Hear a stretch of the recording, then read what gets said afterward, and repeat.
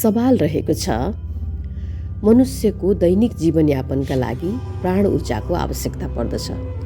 प्राण ऊर्जाका स्रोतहरू के हुन् र कसरी प्राप्त गर्न सकिन्छ? बडो महत्त्वपूर्ण सवाल रहेको छ यो। हरिओम, धन्यवाद। सबैभन्दा पहिला ऊर्जाको पृष्ठभूमिबारे थोरै बुझौँ।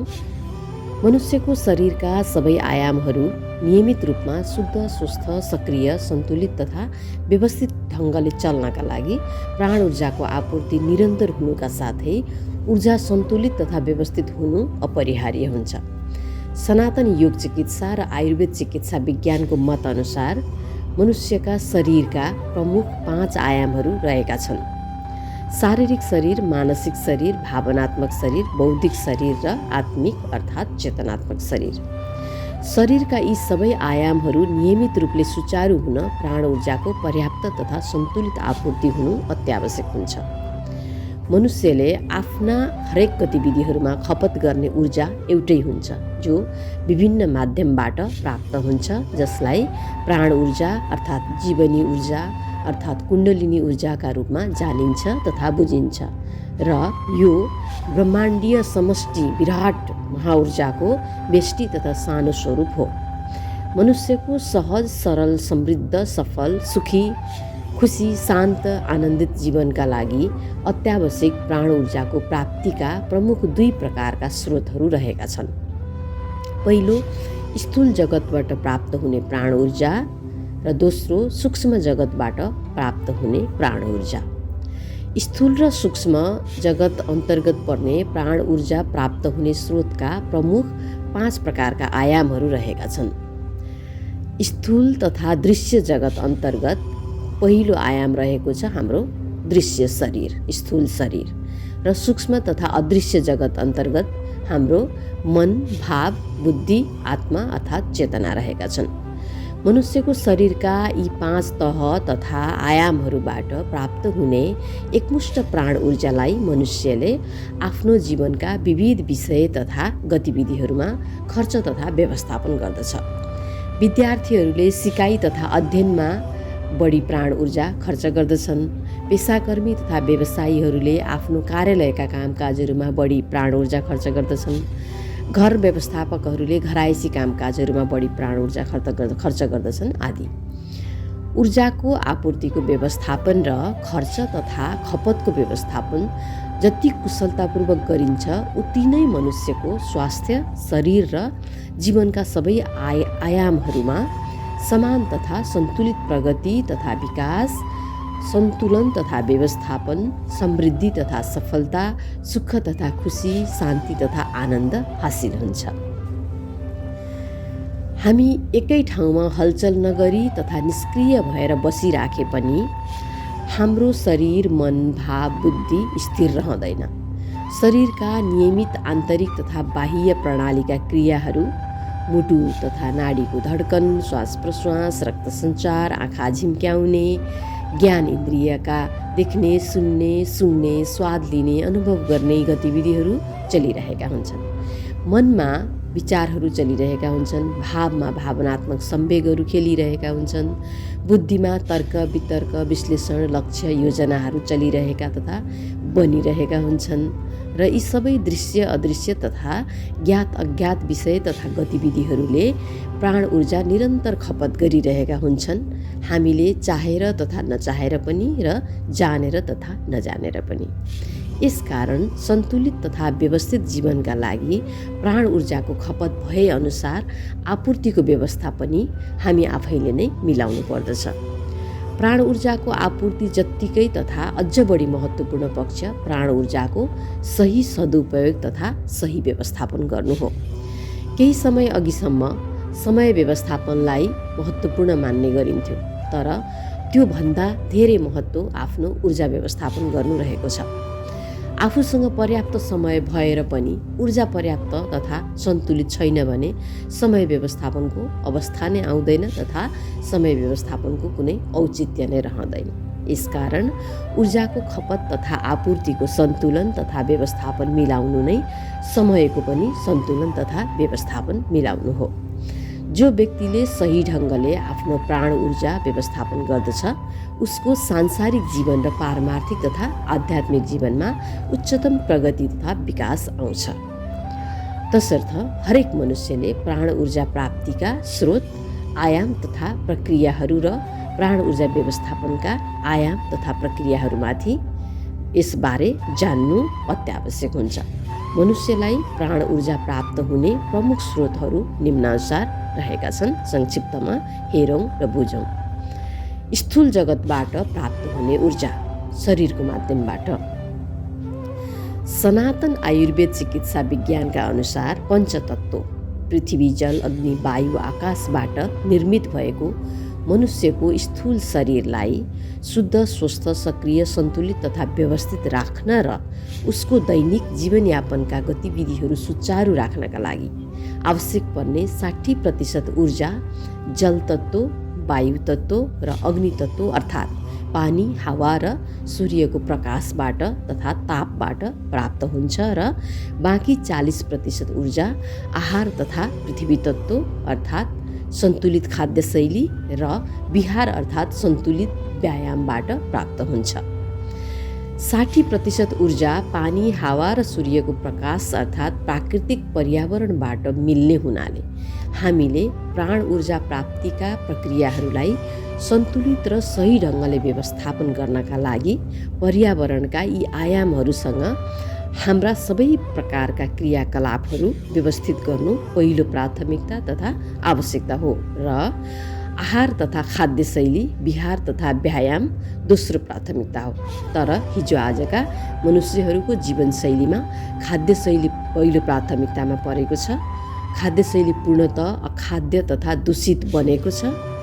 विहार तथा व्यायाम कम भएको छ तथा देखासेखीमा सीमित भएको छ र प्राकृतिक जीवनशैली पूर्ण रूपमा हराएको छ।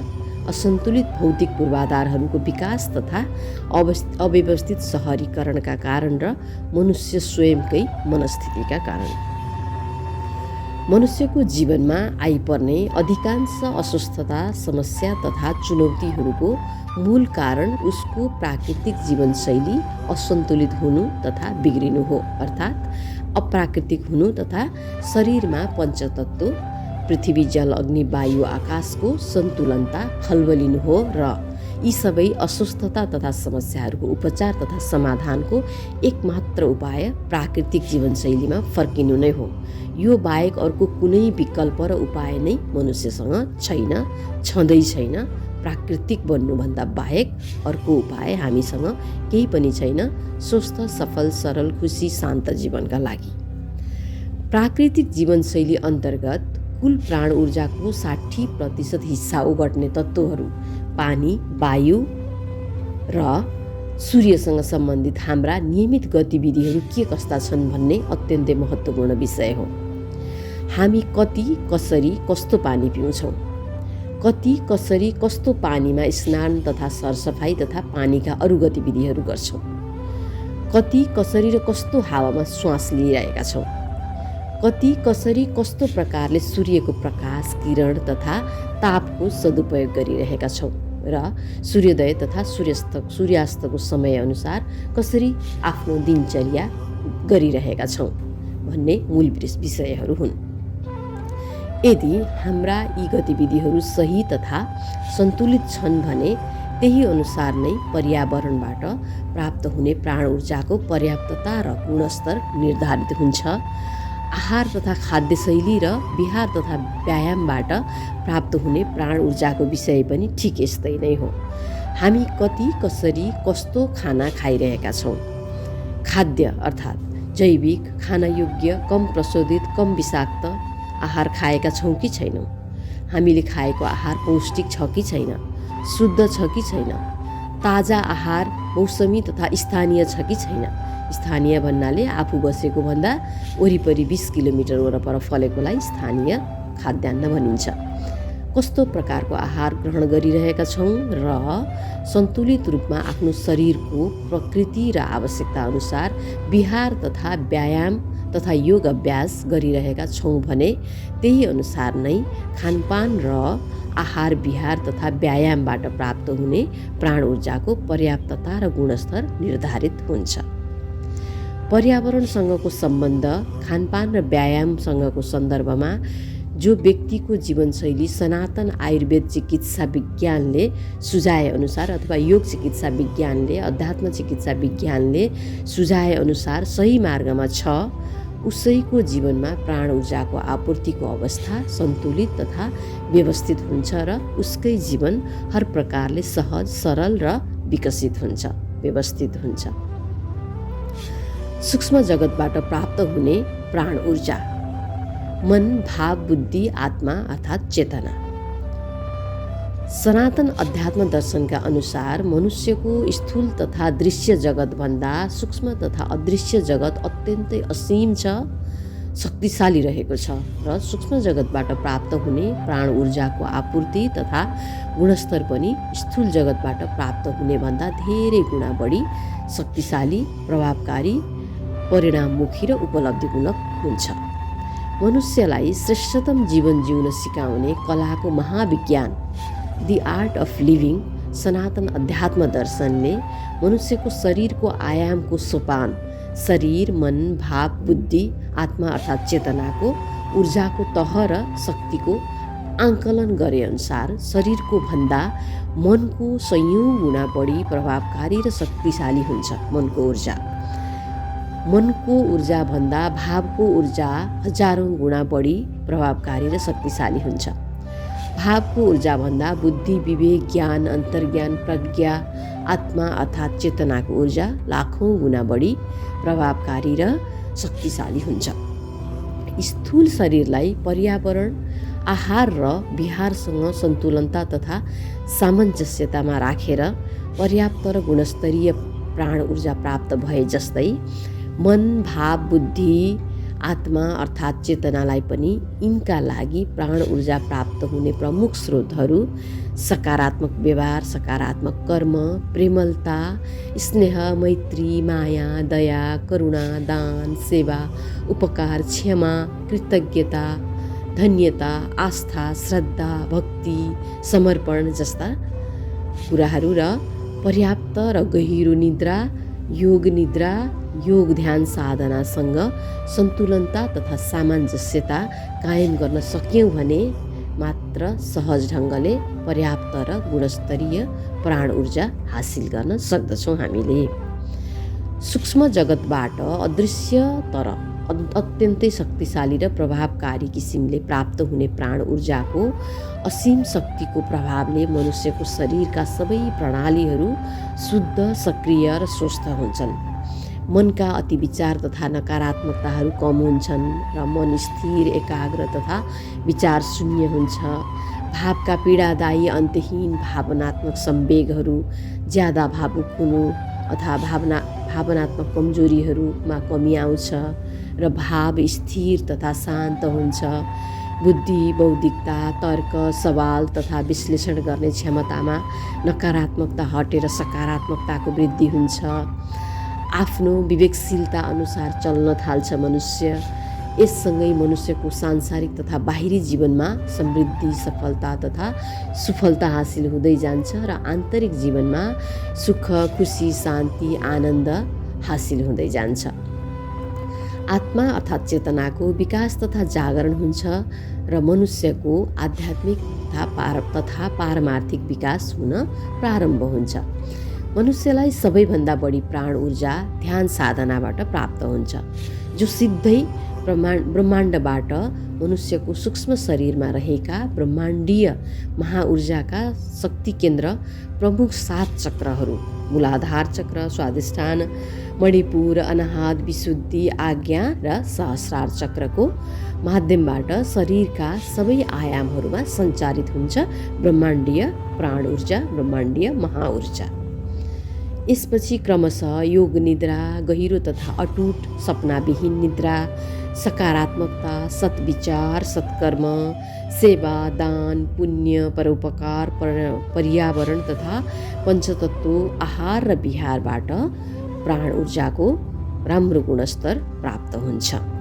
स्वास्थ्य शरीर र जीवनका समग्र आयामहरूको सन्तुलित तथा व्यवस्थित विकासका लागि आवश्यक पर्ने प्राण ऊर्जाको गुणस्तर र आपूर्ति पर्याप्त भएपछि मनुष्यको जीवन क्रमशः सहज, सरल, सफल, सन्तुलित, व्यवस्थित र विकसित बन्दै जान्छ। तसर्थ हामी सबैले पर्याप्त प्राण ऊर्जा हासिल गर्ने प्रयास गरौँ र प्राप्त भएको प्राण ऊर्जालाई सही किसिमले व्यवस्थापन गरेर आफ्नो जीवनका सबै आयामहरूको विकास गर्न क्रमशः आफ्नो शरीर, मन, भाव, बुद्धि, आत्मा अर्थात् चेतनालाई शुद्ध, स्वस्थ, सक्रिय, जागृत, सन्तुलित तथा व्यवस्थित राखौँ र अरूलाई पनि यही सिकाइ प्रदान गरौँ, किनकि सनातन अध्यात्म तथा सनातन धर्मको मूल मर्म नै सर्वकल्याण गर्नु हो र सही सर्वकल्याण त्यो हो जसले मनुष्यको जीवनका सबै आयामहरूलाई हर प्रकारले